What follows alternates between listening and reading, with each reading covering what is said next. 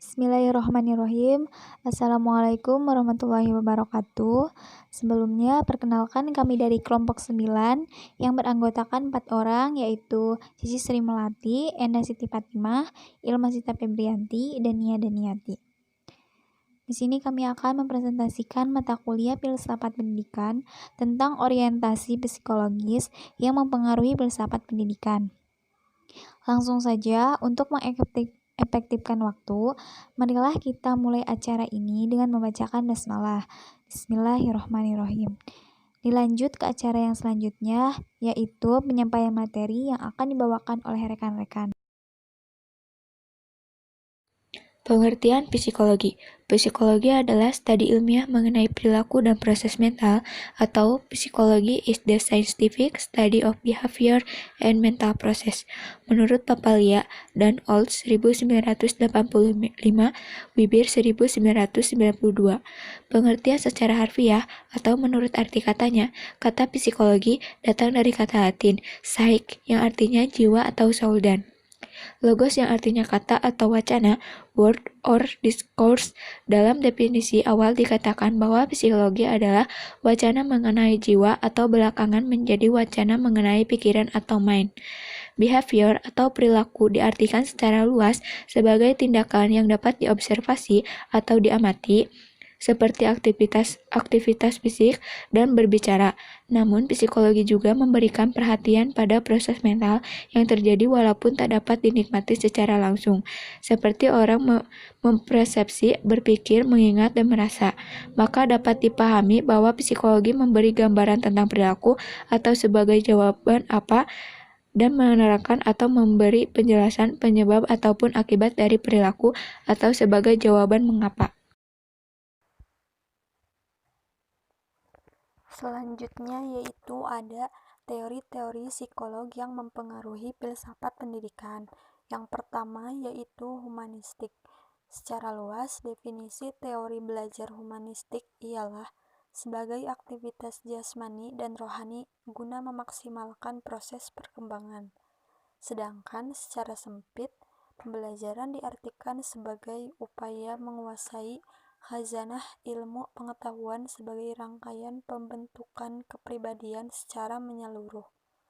Teori humanistik berupaya mengerti tingkah laku belajar menurut pandangan peserta didik dan bukan dari pandangan pengamat.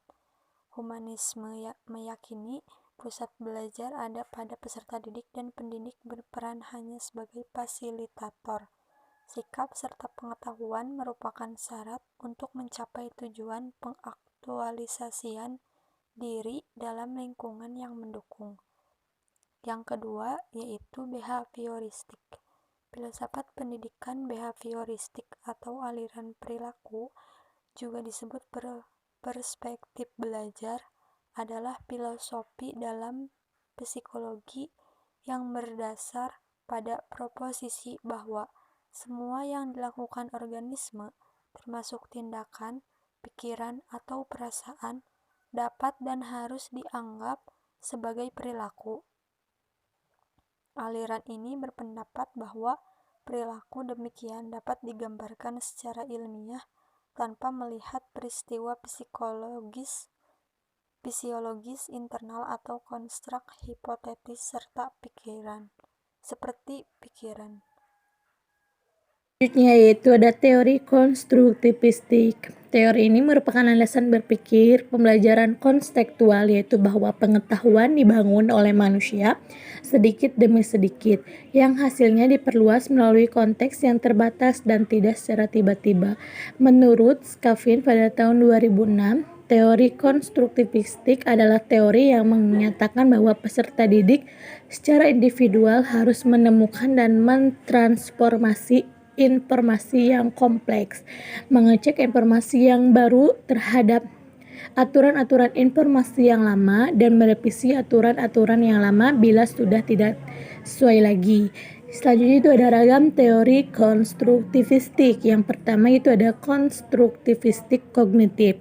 Ketidakpuasan terhadap behaviorisme yang fokus pada tingkah laku telah membawa Zinn-Figets untuk mengembangkan satu pendekatan belajar yang lebih menaruh perhatian pada apa yang terjadi pada kepala anak.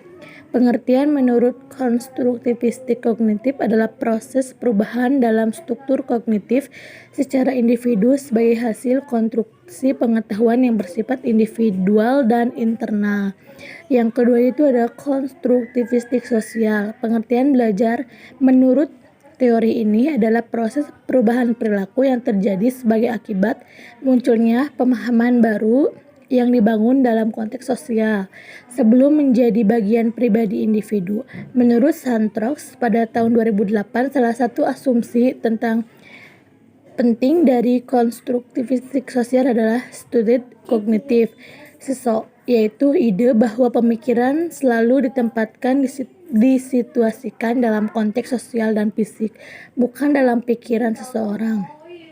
Konsep ini menyatakan bahwa pengetahuan diletakkan dan dihubungkan pada konteks di mana pengetahuan tersebut dikembangkan. Jadi idealnya situasi pembelajaran diciptakan semirip mungkin dengan situasi dunia nyata. Selanjutnya yaitu tujuan psikologi filsafat pendidikan. Tujuan psikologi pendidikan adalah memahami yaitu menerangkan tingkah laku pelajar dalam proses pengajaran dan pembelajaran. Seterusnya, meramalkan tingkah laku gantian yang mungkin berlaku dan mengawal tingkah laku tersebut. Sebagai contoh, dengan memahami sesuatu tingkah laku dan sebab berlakunya tingkah laku tersebut, maka tingkah laku yang negatif boleh diganti dengan tingkah laku positif. Dengan cara mengarahkan pelajar melakukan aktivitas-aktivitas yang bermanfaat. Bagi Langgulung, tujuan tertinggi ultimate aim di psikologi pendidikan dalam mensukseskan pendidikan adalah terwujudnya manusia yang sempurna secara jasmani dan rohani.